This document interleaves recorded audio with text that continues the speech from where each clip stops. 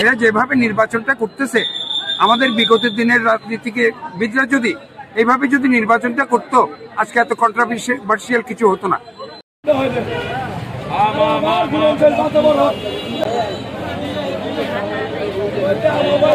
17 বছরে এরকম কোন নির্বাচন কেউ দেখাতে পারেনি।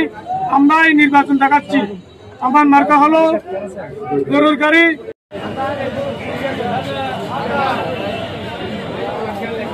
যেই নেতা আসুন না কেন, তিনি শ্রমিকের কাজ করার জন্য সবাই অঙ্গীকার হইতে হবে।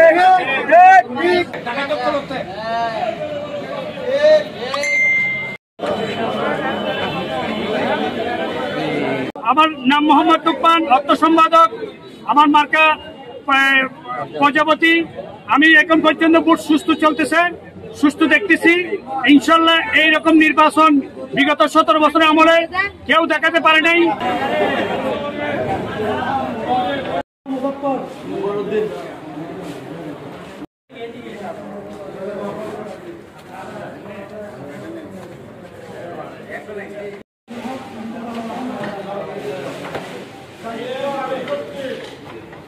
এবার আমরা শ্রমিকের অধিকারের জন্য কাজ করতে চাই, সবাই একসাথে কাজ করব, যেন এই দুর্নীতিবাজ চাঁদাবাজ মুক্ত আমরা সমিতি চাই।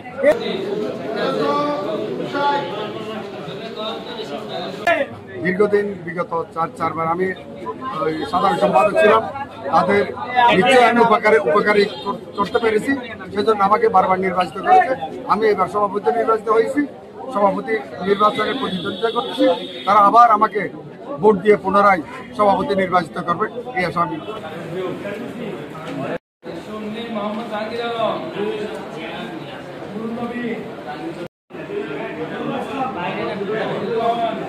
আমরা চাই ভবিষ্যৎ প্রজন্ম যেন এইভাবে তাদের জাতীয় নির্বাচনে তার নিজ নিজ যেন ভোটটা যেন দিতে পারে, আমরা এটাই চাই।